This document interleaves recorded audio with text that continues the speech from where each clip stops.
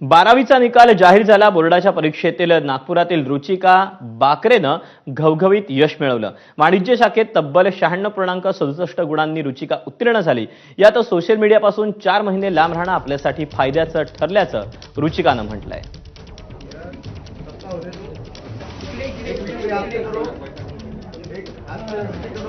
वाटलं होतं merit may be असेल, पण इतके एकदम मिळतील तर तसं नव्हतं वाटलं, पण छान वाटतं आता.